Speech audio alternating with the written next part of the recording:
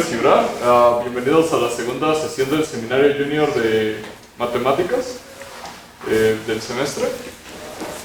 Hoy nos va a hablar Félix Camacho acerca de la medida de todas las cosas, cara Teodoro, Borel y Arquímedes. Sí. Bueno, es que es un título un poco pretencioso porque quería que fueran como ABC, pero en realidad, o sea, sí son importantes, pero no son tan centrales a lo que voy a discutir, porque más bien yo quiero ilustrar que la teoría de la medida, o sea, como instrumento para resolver problemas en otras áreas de las matemáticas es algo que realmente está saliendo, y uno a veces no se lo imagina, ¿no? Yo, por ejemplo, me acuerdo mucho en la preparatoria, yo tenía un profesor de física. Yo no era estudioso en la preparatoria, pero había unas clases que sí les echaba un poco de ganas, y una de ellas era física. Y con este profe un día nos hizo una pregunta de las pocas cosas que recuerdo de la escuela, que son, ¿qué es medir?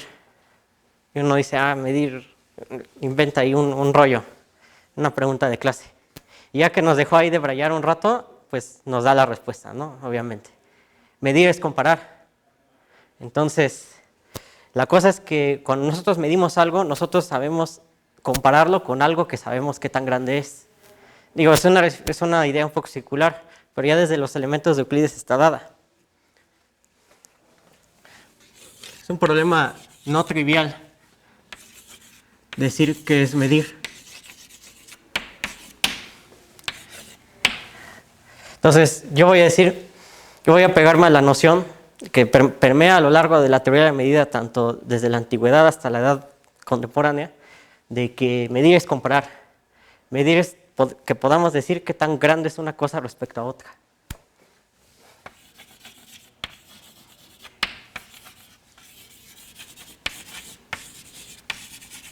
De hecho, lo interesante de esto es que los griegos ya tenían toda la teoría de la medida hecha y nosotros seguimos usando la teoría de la medida de ellos, más que con modificaciones relativas a la aditividad numerable. Pero todo lo demás ya está hecho. Ellos tienen el principio más importante, que es el que nosotros vemos en nuestros cursos de cálculo introductorios, como axioma arquimediano, principio arquimediano. O sea, si yo tengo dos magnitudes, A y B, yo puedo decir que existe una relación entre ellas, una razón, si puedo agarrar y multiplicar a una o a la otra para que se sobrepasen entre sí. Esa es la definición clásica de razón, de cuándo existe una razón entre dos magnitudes. Y aquí está implícito que estoy trabajando con magnitudes que son rectas, porque si bien la teoría de la proporción de los griegos no solamente aplica a las rectas, ellos también usaban a los segmentos de recta como modelo para hablar de la teoría de magnitudes y la teoría de proporciones, que es debida a este cuate Eudoxo. Eudoxo es en realidad el autor de lo que nosotros conocemos como el principio arquimediano, no es Arquímedes. Arquímedes lo aplica con enorme éxito en sus investigaciones acerca de la cuadratura de ciertas construcciones geométricas importantes. Pero el autor de toda esta teoría es Eudoxo, que es unos 3 siglos anterior, alrededor del siglo V a.C. Axioma arquimediano. Mediano. Porque de hecho, Arquímedes se hizo muy famoso porque él precisamente logra aplicar este tipo de resultados con éxito. Uno de sus preceptos que él aplica, por ejemplo, en la medida del círculo, o la dimensión del círculo, o la cuadratura del círculo, dependiendo de qué traducción le pregunten, él utiliza precisamente el principio de ir fabricando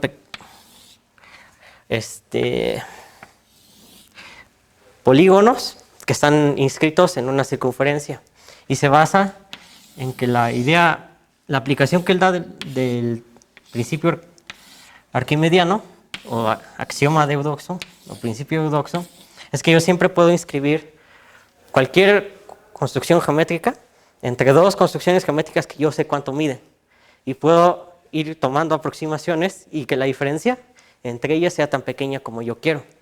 Y de hecho, o sea, esencialmente estamos haciendo lo mismo en la teoría de la medida moderna. Solamente le ponemos nombres más fancy y hablamos con más propiedad de las cosas, pero es lo mismo. Estamos haciendo esencialmente lo mismo a la hora de fabricar una medida exterior y una medida interior. Entonces, ya para terminar de hablar de los antiguos, nada más me quiero acordar de este señor Galileo. Galileo tiene una frase muy bonita que dice, para no equivocarme, mide lo que es medible y haz medible lo que no es medible. ¿Por qué? Porque las demostraciones que hace Galileo de sus principios, del principio de Galileo, que usamos todo el tiempo en mecánica, esas demostraciones están basadas en la teoría de proporciones, no están basadas en álgebra. Galileo hace una construcción de este estilo. No son ortogonales, nada más las pinté así. Pero el punto es, hace una construcción de este estilo y demuestra por semejanza de triángulos el principio que está bautizado con su nombre. Pero ¿a qué se refiere entonces Galileo cuando dice que midamos? Nos dice, extendamos las definiciones de la teoría de la medida que él y todos los matemáticos hasta su momento usaron, que es la teoría de proporciones de los griegos. No cambió, en esencia no cambió. Y ya tenían, de hecho, las ideas correctas. El mismo Euclides define en el libro primero de los elementos que un punto es aquello que no tiene partes. ¿Por qué es importante esto? Porque en el libro quinto de los elementos, cuando se nos introduce la teoría de las proporciones, vemos que todo está basado en nociones comunes como que el todo es más grande que sus partes. Y si el todo es más grande que sus partes, podemos aplicar este tipo de resultados, el principio de Eudoxo y todos los teoremas que se le siguen y definiciones auxiliares. Pero si algo no tiene partes, no es susceptible de compararse. Entonces, ya los griegos sabían que los puntos tienen medida nula, que es un resultado contemporáneo, ¿no? Ya lo podemos demostrar con teoría de la medida actual, pero en realidad ya lo sabían, ya tenían la idea. La medida más general que nosotros usamos desde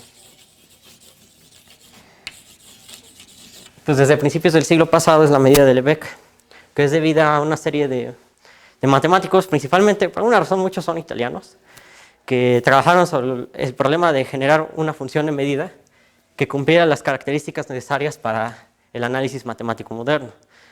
Entonces yo tengo, por ejemplo, el conjunto potencia de los reales, ¿no?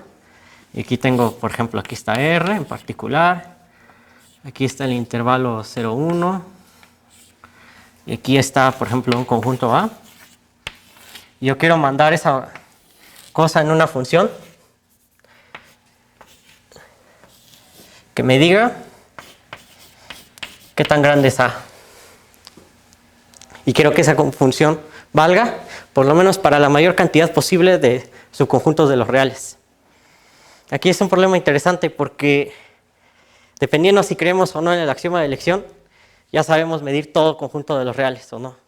Si no creemos en el axioma de elección, que es un resultado que ahorita voy a comentar, ya podemos medir todos los conjuntos que existan en los reales. Y eso es algo bien chido, porque ya los problemas que tenían a veces los griegos con algunas magnitudes inconmensurables, que ellos ya tenían su propia manera de hacerlo. O sea, no es que los griegos vivían como no eran gente tonta.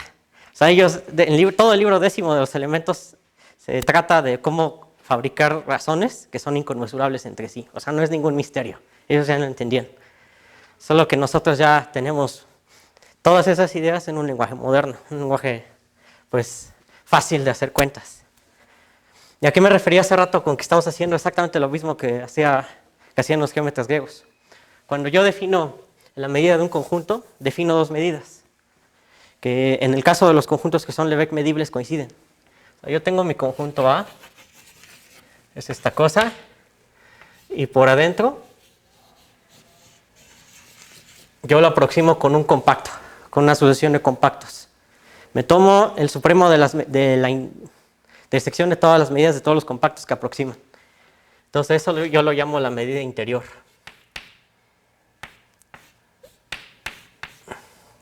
Con la estrellita abajo. Después agarro y tomo unos abiertos.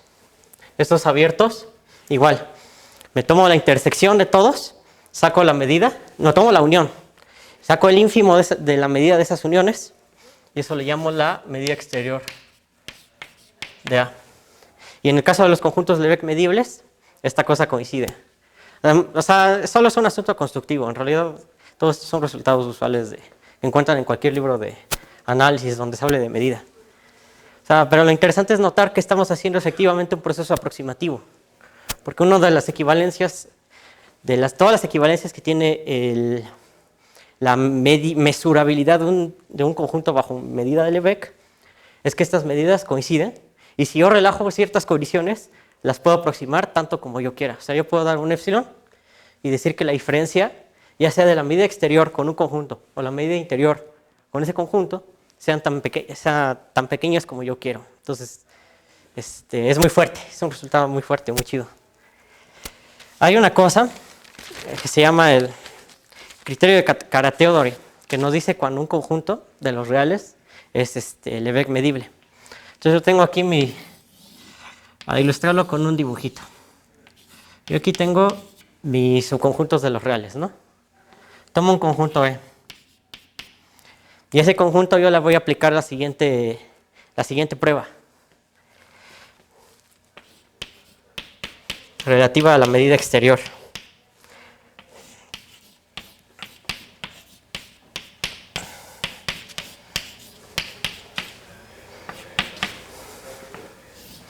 X menos E.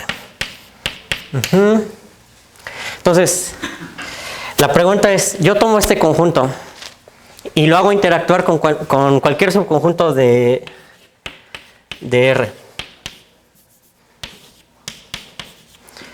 Entonces, su medida tiene que interactuar aditivamente con la medida de cualquier conjunto en los reales.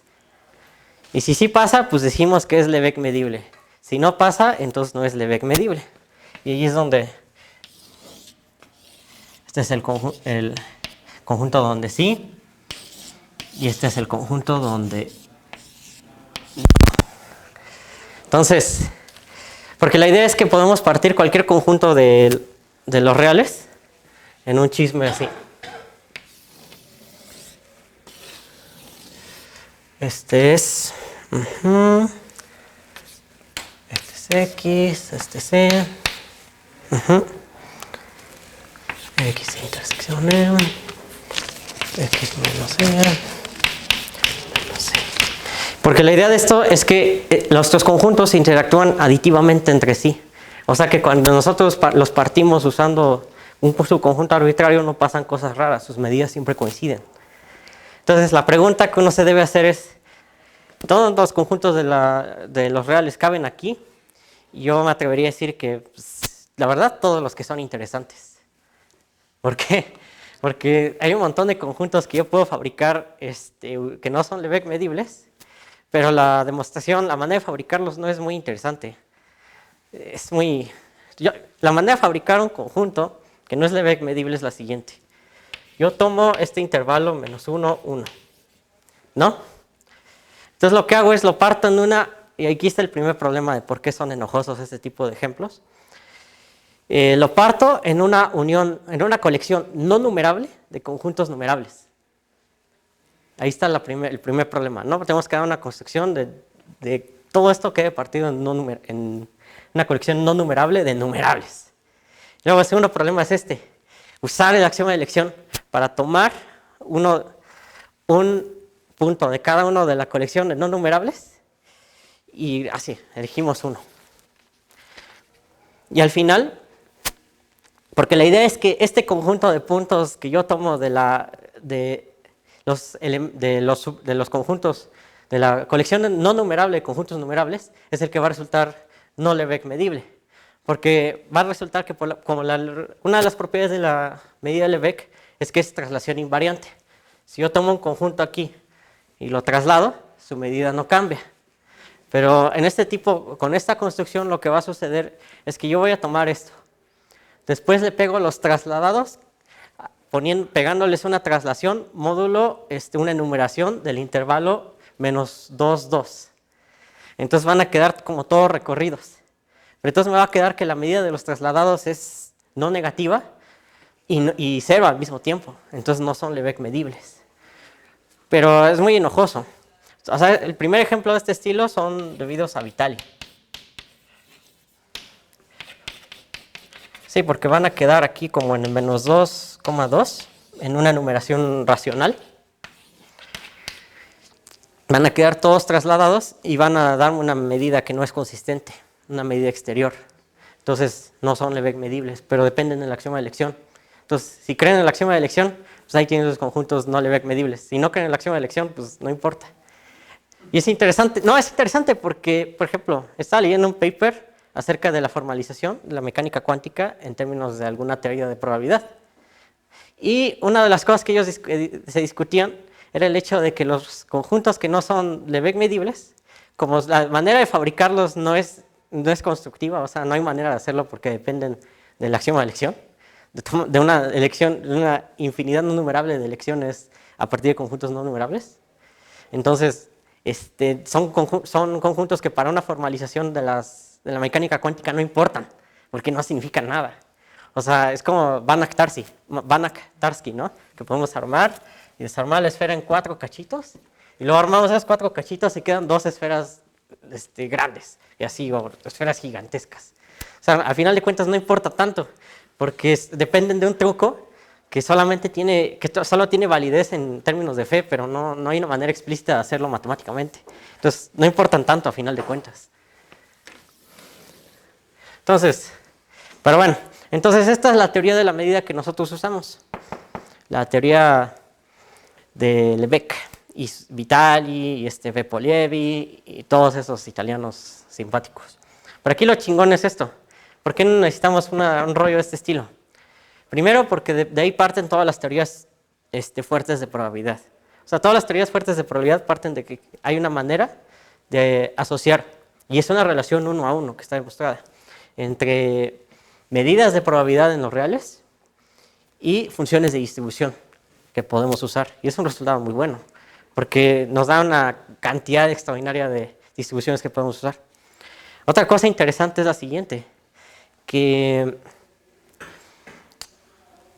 yo tomo medidas, aquí solo estamos hablando de los reales, ¿no? de la recta real. Hasta ahorita solo he hablado de la recta real. Pero no es difícil fabricar, claro, haciendo ciertas consideraciones topológicas, pero yo puedo extender esto a lo que se llama medidas producto. O sea, si yo tengo, por ejemplo, ya voy a escribirlo como si fueran medidas de probabilidad. O sea, esto, una sigma álgebra, que no es más que asegurarnos que tengan cerradura bajo uniones numerables. Porque eso es importante, porque como estoy lidiando con objetos que no necesariamente tienen cualidades de numerabilidad tan bonitas, entonces necesito cerrar esas familias de conjuntos bajo numerabilidad. Pero bueno, o sea, no más es una construcción, o sea, siempre hay todas las maneras, hay 87 equivalencias de que si yo tomo sucesiones crecientes y van acotando, que si van acotándose hacia abajo las intersecciones, o sea, todos son equivalentes, no tienen mucha importancia discutirlas. Pero lo importante es ver qué hacen. Bueno, una mu, que es medida 1, por ejemplo, esto 1, 1, 1, y tengo otro conjunto 2, otra sigma álgebra 2, y otra medida 2, y puedo tomar sus medidas producto, siempre que establezcas bien las compatibilidades entre esta sigma álgebra, y entre esta medida y esta medida, que es básicamente tomar productos cruces y ver qué pasa cuando recorremos a lo largo de los conjuntos que estamos examinando. O sea, no es tan complicado, pero lo que nos permite es meter aquí ya todas las construcciones, los RNs que queramos, ya están todos aquí considerados en este tipo de objetos. Entonces, y aquí viene la parte donde discutimos algunas consideraciones como prácticas de para qué sirve esto, ¿no? Porque van a decir, está muy bonita tu teoría de las proporciones y conjuntitos y... Porque este tipo de criterios valen ya para conjuntos abstractos. Ya no necesariamente me refiero a la recta real, pero ya lo puedo aplicar en conjuntos abstractos. Pero aquí lo interesante es que, sí, o sea, ¿esto para qué sirve? Al final de cuentas, la idea de la teoría de este tipo de resultados es que nos facilitan los trucos formales que nos encantan. Por ejemplo, Yo quiero saber cuándo esto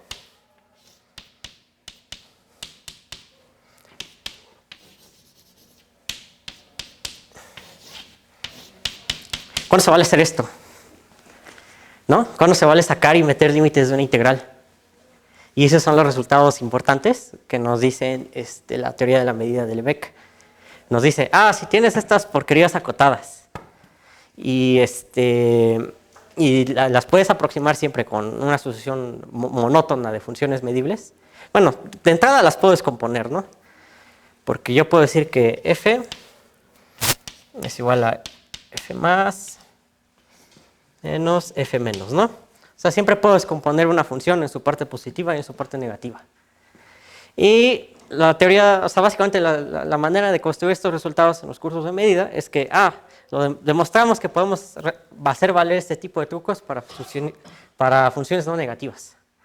Y es porque tomamos una sucesión de funciones simples que no son más que una constante por una indicadora y las aproximamos por abajo, convergen monotónicamente a la función que queremos aproximar, entonces la función que queremos aproximar es medible.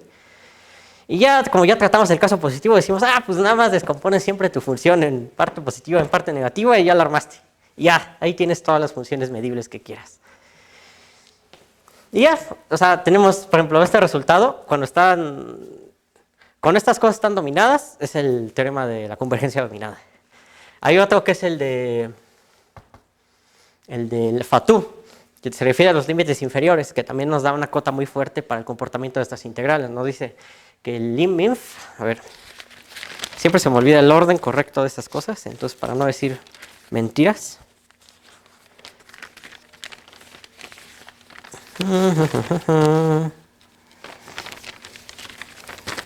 Ajá, Fatou nos dice esto. Otro, creo que era francés. Lim_inf de f es menor o igual que el límite inferior a las integrales de las fks, de la sucesión de fks.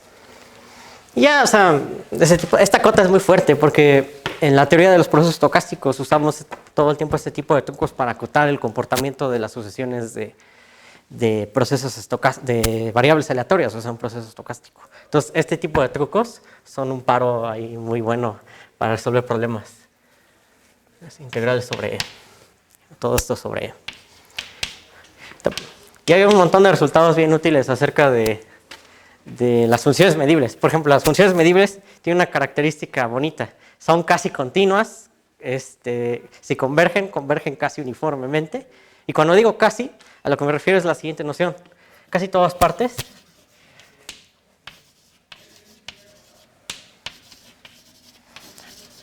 se define, cuando decimos que una propiedad se cumple casi todas partes, estamos diciendo que donde no se cumple tiene medida nula. Es decir, por ejemplo, si mi función es de este estilo, una función escalonada, no sé, bueno, no debería haber muchos huecos, pero el punto es que si tengo todos estos huecos son numerables, entonces pues de entrada la medida de esos huecos es nula. De hecho, todos los conjuntos así numerables en R tienen medida nula. Entonces es un resultado muy útil, porque nosotros sabemos, por ejemplo, de cálculo, ya desde cálculo sabíamos que una condición para la integrabilidad de Riemann es que la cantidad de puntos de discontinuidad de la función, que la función sea continua, casi todas partes. Pero nosotros no nos dicen eso en cálculo, nos dicen el número de discontinuidades que tiene la función tiene que ser la más numerable. Entonces es un resultado de cálculo 2 que nada más lo repasamos y decimos, es simplemente continuo casi todas partes. Ya, es como... Pero las integrales de Lebesgue son más amplias, porque como lidiamos con funciones medibles, las funciones medibles son más generales, por el hecho de que no dependemos en las escalones. Para construir funciones de tipo... Para integrar funciones continuas, usamos siempre funciones escalonadas. Y la versión más... que requiere hipótesis más débiles son las funciones simples, que no son más que... Les digo, o sea, en lugar de estas escalones son simplemente puntos. Y eso nos da una aproximación mucho más, a una cantidad mucho mayor de funciones. Entonces, ya está ahí, o sea, esa es la teoría de la medida como hasta En la modernidad la desarrollamos y hay un montón de resultados. Ahora voy a hablar de cómo usar estas cosas de manera en otro tipo de problemas matemáticos. Porque pues sí, o sea, uno va a decir, es como esas discusiones. Yo estaba leyendo en internet, allí en esos sitios que son en Math Stack Exchange, de cómo la gente, ya saben, ¿no? A veces, digo, y no es para hablar mal, pero hay gente como medio pedestre que ve una herramienta matemática y dice, ¿eso para qué sirve? ¿Cuándo lo voy a usar? En particular había muchas discusiones acaloradas acerca de la utilidad de este tipo de resultados en física. Decían, había un físico medio pedante que decía, no, esas cosas son solo trucos formales, que no sirven para nada. Son cosas así que usan para... Con los matemáticos quieren estar seguros de algo, pero no sirve de nada. Pero pues no, o sea, realmente lo interesante es que es simplemente por el pequeño esfuerzo que significa aprender este tipo de resultados, que no es tan difícil, o sea, un curso de medida no es realmente me parece un curso fácil, comparado con otros cursos que se pueden estudiar en la licenciatura. Es un curso fácil. Y a cambio la cantidad de problemas que podemos resolver es mucho más amplia, porque ya tenemos una manera de conectar nuestras intuiciones geométricas con resultados analíticos. O sea, ya con sucesiones, ya con un montón de cosas que normalmente no vemos. Por ejemplo, vamos a ver una aplicación, primero algo que todos son familiares, ¿no? O sea, las ecuaciones diferenciales. Aplicación. Vamos a hablar de un poquito de sistemas dinámicos. Que fue dinámicos.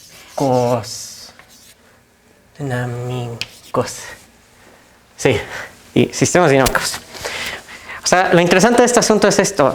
Esta área de los sistemas dinámicos está totalmente fundamentada en resultados que basan de medida. Es imposible hacer resultados interesantes en sistemas dinámicos sin apelar a algún tipo de medida. ¿A qué me refiero con ello? Bueno, yo tengo, por ejemplo, voy a referirme de una vez ya a las cosas. Tengo, por ejemplo, en mecánica tenemos un lagrangiano, ¿no? Que nos guarda toda la información acerca del comportamiento físico de un sistema, ¿no? Y ese lagrangiano le aplicamos su transformada de Legendre y nos da el hamiltoniano, que nos da la energía total. Son magnitudes importantes porque esta es una diferencia de energías y esta es una energía total. Y ya, o sea, por mecánica analítica y eso se ve que son equivalentes, etcétera, etcétera. Pero aquí lo interesante es esto. O sea, yo quiero preguntarme acerca del comportamiento de estas soluciones, como dirían, in the large, o sea, en general.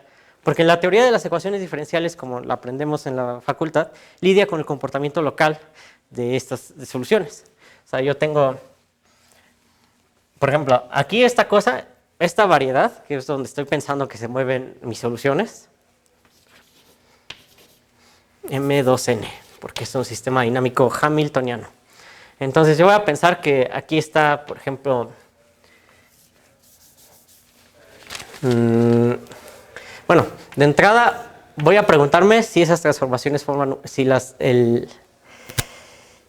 soluciones de un sistema dinámico hamiltoniano forman un grupo, y sí, afirmativo, o sea, es muy fácil de ver. Entonces, pero lo que yo me pregunto es cómo se van a comportar estas soluciones. O sea, si yo tengo un P1, Q1, P2, Q2, los P's y los Q's son momentos y coordenadas generalizados. Entonces lo que yo me voy a preguntar es, sí, o sea, sabemos por ecuaciones diferenciales que yo puedo extender estas soluciones tanto como se pueda, hasta por condiciones de hiperbolicidad, bla, bla, bla, bla, bla. Pero yo quiero saber cómo se va a comportar en general el sistema. Entonces, a eso se dedica a una cosa que se llama la teoría ergódica. No sé, hay una etimología espantosa detrás de eso de ergódico. Es una palabra griega que yo busqué y no entendí absolutamente nada de qué significaba la etimología, ni idea de por qué lo escogieron. Pero bueno, la idea de la teoría ergódica es que estamos estudiando el comportamiento estadístico de los sistemas dinámicos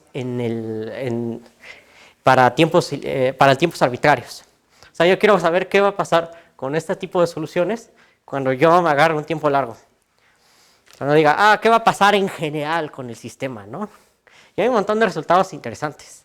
Por ejemplo, los sistemas dinámicos hamiltonianos. Porque aparte aquí nos va a quedar... Hay que notar que estos son, por la transformación de Legendre, estos nos quedan sistemas de ecuaciones diferenciales de primer orden. Y es algo bien chido porque pues, se conservan, lo interesante de esas transformaciones es que conservan la simetría de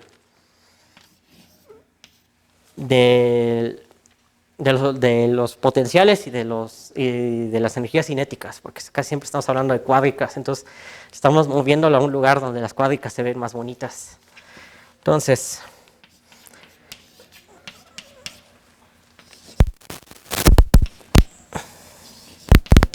yo tengo este sistema y me voy a preguntar acerca de sus soluciones. Digo, aquí lo pongo como un sistema unidimensional, pero si son vectores, o sea, parcial H, parcial Q. Ay, bueno, lo amontoné un poco. Bueno, pero, o sea, si son vectores o algo, no importa. Se escribe igual, nada más se escriben con más choro y ya. Pero es lo mismo. Y es fácil ver que es básicamente nada más la derivada total de esta cosa. O sea, eso no importa. Lo que yo quiero preguntarme son cómo se van a comportar esas soluciones. Entonces, aquí hay unos teoremas interesantes. Si yo me quiero preguntar qué va a pasar cuando hago el tiempo largo, por ejemplo, un tiempo infinito o casi infinito, no sé. Hay que observar que hay resultados de aquí que no solamente valen para tiempos infinitos y valen en términos de medidas de probabilidad. Entonces voy a exponerlos con un poco de cuidado nada más.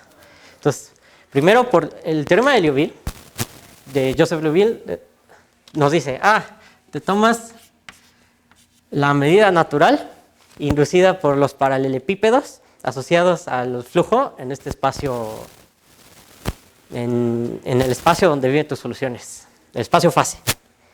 Y el resultado que nosotros tenemos es que estos flujos conservan esta medida natural, o sea, la medida inducida por estos paralelogramos. Aquí lo pongo en 2 dimensiones, pero recuerden que es la base del espacio tangente.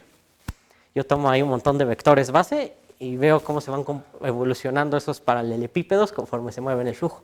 Entonces, una consecuencia de ello es que en un sistema dinámico hamiltoniano tenemos flujos que son conservativos de esta medida natural. Y eso está bien chido, porque una de las consecuencias de este resultado es el que se llama el teorema de recurrencia.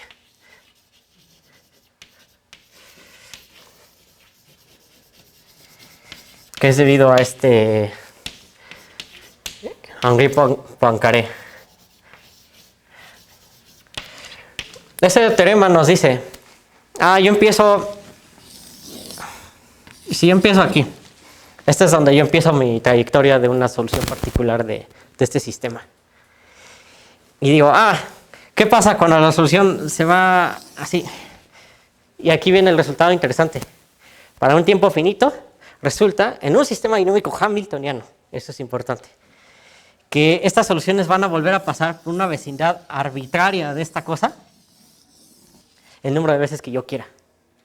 Es otra manera, o sea, yo doy una vecindad de epsilon de mi punto inicial y conforme yo muevo mis soluciones y las hago recorrer el tiempo, esas soluciones van a regresar a esa vecindad el número de veces que yo quiera. En particular, a eso se debe, bueno, una consecuencia de ello es algo que se conoce como la paradoja de Zermelo. No sé si sea el Zermelo de los ZFs, pero quizás, bueno, no sé por qué. Según yo son como más decimonónicos, pero quién sabe. Que nos dice la paradoja es esta. Yo tengo 2 contenedores con un gas.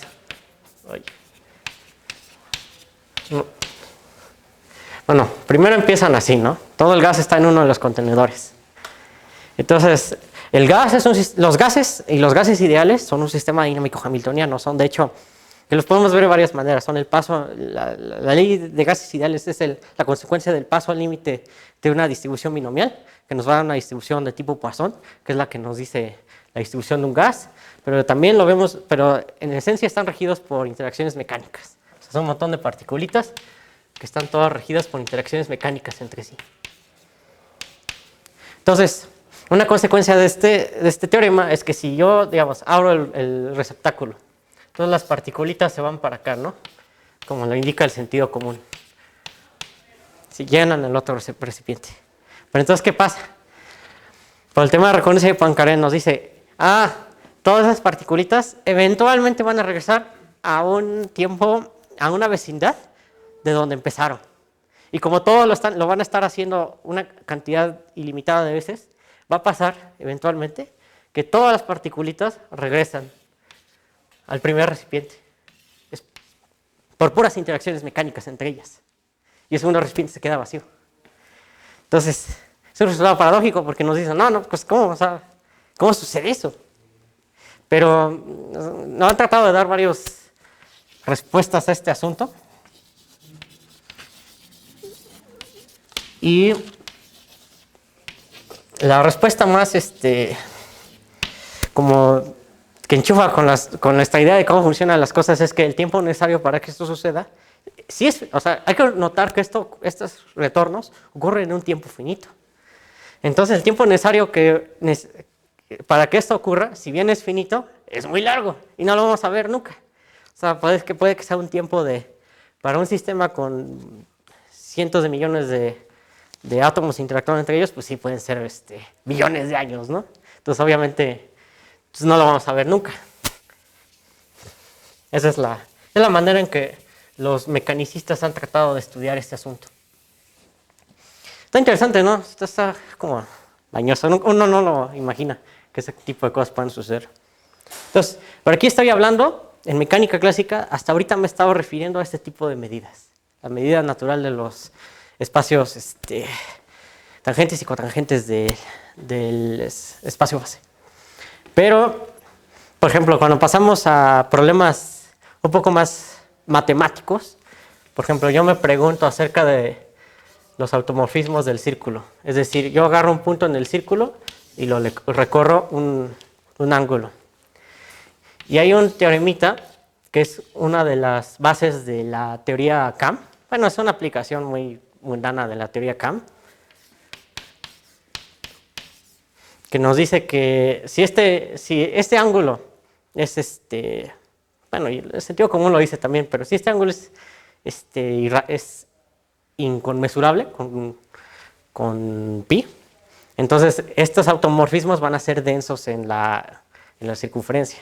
Bueno, eso es obvio, ¿no? Porque si yo voy caminando y nunca me va a volver a dar pi, entonces sigo caminando y recorro todos los círculos. Pero aquí, ¿cuál es el interés? Que en los sistemas dinámicos hamiltonianos, estas cosas viven en toros n-dimensionales. Entonces, lo que ocupa la teoría CAM es precisamente, pues, ¿qué es un toro? Pues nada más te agarras el producto de dos círculos, ¿no? ¿No? Si se ve, ¿no?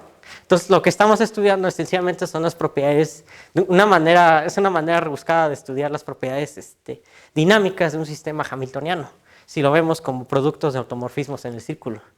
Entonces, de ahí viene toda la teoría CAM, que es debida principalmente a Kolmogorov, Andrei Kolmogorov, Vladimir Arnold y un Moser, no me acuerdo su primer nombre, que la desarrollaron en los 60s. Y tiene aplicaciones muy poderosas en problemas de mecánica celeste, porque en mecánica celeste nos interesa mucho determinar estabilidad de órbitas y comportamiento in the large de órbitas. Eso se refieren cuando en sistemas dinámicos hablan de ciertos tiempos de Lyapunov y de cosas así, se están refiriendo a fenómenos de este estilo. Digo, los podemos estudiar usando pura teoría de ecuaciones diferenciales, pero esa teoría de ecuaciones diferenciales solo llega hasta cierto punto. De hecho, regresando a mi sistema dinámico, ahora le voy a llamar a X. Este es nuestro espacio donde están viviendo nuestras transformaciones. Entonces, digamos que si yo empiezo aquí y sé que mi movimiento va a tener alguna perturbación no determinista, entonces yo ya no me voy a preguntar acerca del movimiento de aquí a este punto acá. Me voy a preguntar acerca de la probabilidad de este movimiento a un conjunto de acá. Y esa es una manera muy aparatosa de decir que aquí se está haciendo una cadena de Markov. Es un tipo de proceso estocástico. Porque ya estoy modelando este tipo de cosas usando... Ya me estoy preguntando por las distribuciones que me aseguran que yo voy... Bueno, no me aseguran, pero me dicen, te voy a poder mover aquí en un tiempo tal, con tal probabilidad, con tal distribución. Y aquí es una cosa interesante, porque aquí he estado hablando de estas cosas de una manera muy determinista, pero hay que notar que muchos de estos resultados son probabilísticos. Por ejemplo, todas las teoremas de ergodicidad, que en este momento, ergodicidad es una noción complicada, pero ergodicidad nos dice que básicamente todo nuestro sistema dinámico va a tender a un estado estacionario. Es decir, en general voy a poder deducir una distribución que me va a decir cómo se va a comportar en general el sistema, independientemente de cuáles sean las condiciones iniciales del mismo. Entonces, esa es una condición de ergodicidad. Pero lo interesante es que la ergodicidad es equivalente a varios resultados de probabilidad. Uno de ellos es un teorema que se llama de Birkhoff-Khinchin, que nos dice que básicamente es una versión un poco más como general, no estadística de las leyes de grandes números, que me va a decir, pues todos los promedios van a convergir a algo, a un solo promedio. Todos los promedios de todas las cosas van a convergir a algo. Entonces, pero convergen en probabilidad. Eso es convergencia casi segura, o casi todas partes, se me olvidó comentar eso. En medida, cuando las propiedades se cumplen en todos lados, excepto en conjuntos de medida cero, yo le llamo a eso con casi todas partes. Y en cuando esa medida es una medida de probabilidad, digo que esa propiedad es casi segura, esa convergencia es casi segura. O sea, donde no jala son conjuntos con probabilidad cero. Y ahí físicamente nos podríamos preguntar qué significa eso, qué significa que un conjunto tenga probabilidad cero. Pero, por ejemplo, una consecuencia de cuando un sistema no es ergódico, pero algo que puede suceder es que este sistema sí tenga una descomposición en componentes ergódicos. Es decir, que aunque el sistema en general no sea ergódico, es decir, no va a tender a una sola distribución y no va a tender a un comportamiento homogéneo en el largo plazo, yo lo puedo partir en un montón de componentes ergódicos, cada uno de los cuales sí va a cumplir distribuciones, sí va a tener su propia distribución estacionaria. Entonces, pues ahí está ese asunto.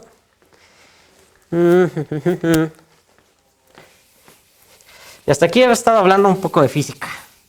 Está interesante, porque hay muchas preguntas abiertas más allá de la mecánica clásica. En mecánica cuántica, un problema abierto, por ejemplo, es la formalización de integrales de camino. O sea, hay que recordar, Feynman nos da la idea de sus integrales de camino como un proceso, básicamente aplicar principios variacionales, o sea, minimizar una acción, la acción en mecánica cuántica, pero en lugar de considerarlas como trayectorias, las estamos considerando como distribuciones. Entonces, una pregunta abierta en mecánica cuántica es el asunto de qué densidad están ocupando. Porque hay una densidad que se llama, una medida que se llama de Feynman, que durante bastante tiempo, desde los 60, se decía, pues es que para hacer estas cuentas generalmente se asume que el espacio tiene distribuciones gaussianas. Entonces, bajo estas medidas se están haciendo esas integrales.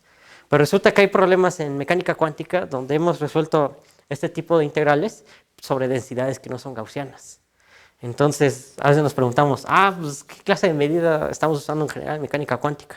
Entonces, un problema abierto, por ejemplo, que no se ha resuelto. No hay una medida, no se ha establecido cuál es la medida bien que se usan a la hora de minimizar una acción en mecánica cuántica. Otro problema interesante es otra aplicación. Porque a lo mejor van a decir, bueno, esas cosas de la física teórica están muy bien. Pero va a haber gente muy utilitaria que va a decir, bueno, yo quiero el dinero, yo quiero las cosas, ¿no? Y van a decir, obviamente surgen las aplicaciones en procesos estocásticos. Pero lo que yo quiero discutir es algo más general. Si yo tengo una ecuación diferencial parabólica, no la voy a escribir porque el problema es que va a tener una notación medio espantosa y que no aclara nada. Parabólica. Entonces yo puedo decir que esa cosa, bajo ciertas condiciones de frontera, va a tener una solución que va a estar dada por aproximaciones de procesos estocásticos. Es decir, yo tomo una medida que sea de un proceso de Wiener, que es un movimiento browniano. Es un movimiento continuo, pero no diferenciable en ningún punto. Y simulando trayectorias de este proceso de Wiener y tomando convergencias, este tipo de convergencias en probabilidad, voy a tener una solución a una ecuación diferencial parcial que cumple ciertas condiciones. Recíprocamente, esto nos dice que, y es la base de las fórmulas esas que usan en finanzas, que yo, dado un proceso estocástico, va a tener soluciones deterministas dadas por una ecuación diferencial parcial parabólica.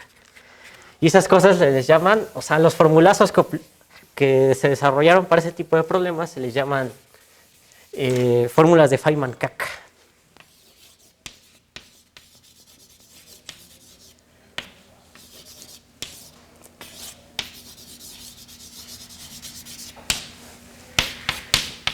Por Richard Feynman y Mark Kac.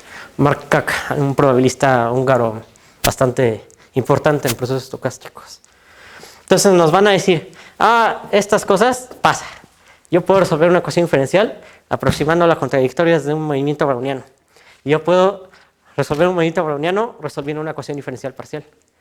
Entonces esto nos da esas fórmulas que llaman de Black-Scholes.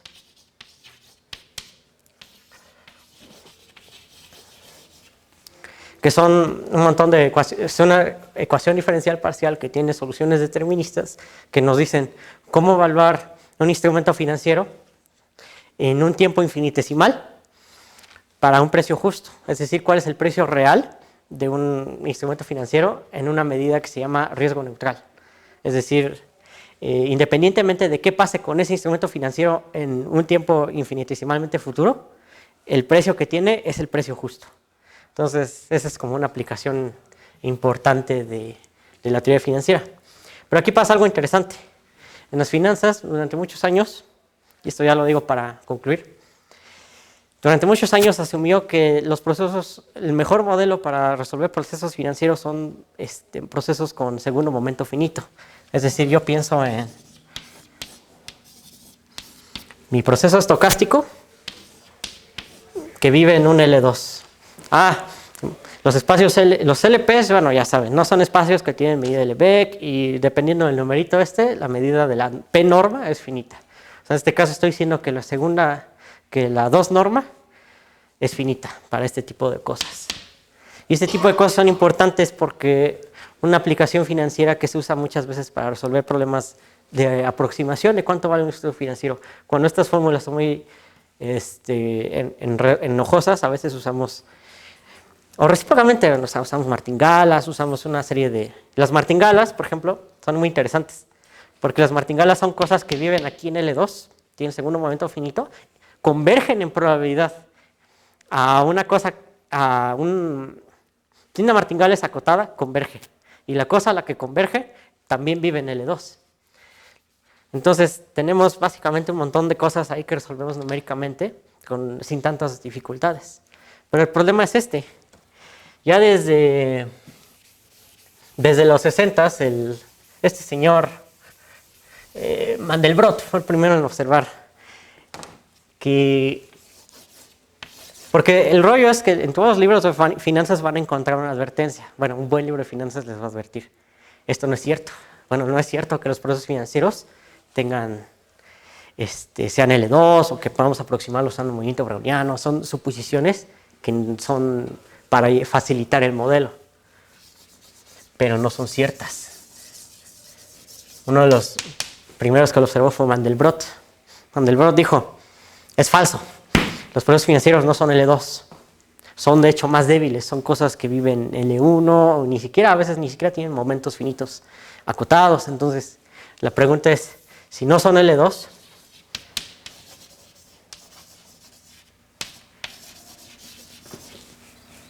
los procesos financieros no son L2, ¿cómo modelarlos?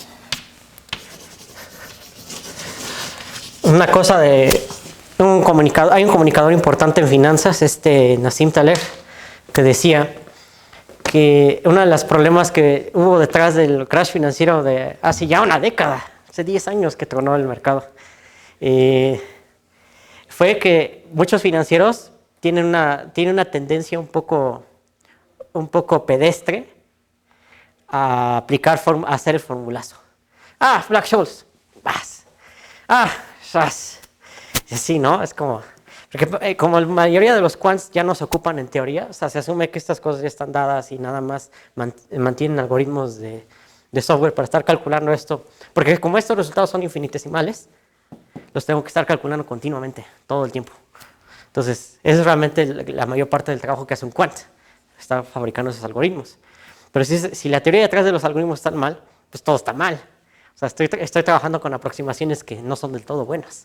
Entonces, este señor Taleb decía, una de las razones es que se tiene un entendimiento teórico débil de este tipo de cosas, que la gente se lo toma con gratuidad, la gente en la comunidad financiera dice, sí, ya, el modelo Black-Scholes, el Capital Asset Pricing Model, bla, bla, bla, ya, nomás haz cuentas y hazte rico. Bueno, haz rico a alguien más, porque...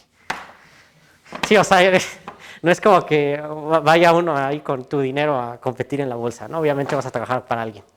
Entonces... Pero el punto es, no se tiene un buen entendimiento de este tipo de cosas. Entonces, ya desde Mandelbrot decía, necesitamos instrumentos más fuertes, necesitamos instrumentos que de verdad examinen las propiedades de probabilidad de estos procesos y las aproximen mejor. Quizás al costo de que no van a ser cosas bonitas como martingalas. Porque las martingalas son muy bonitas, son procesos estocásticos con probabilidad constante. Con esperanza constante. Entonces son súper en corta porque sabes, te agarras el primero y con ese ya sabes todo. O sea, todo varía de manera acotada, todo converge bien. Pero si no son eso, pues vamos a tener que chutarnos ahí un modelo más feo, quizás, pero con más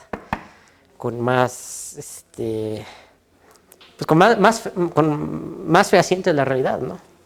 Pues ya esa es como alguna de las importantes, bueno, no creo que sean importantes, interesantes aplicaciones de la teoría de la medida. Bueno, tampoco, no sé si sean interesantes. Ahí está ese asunto.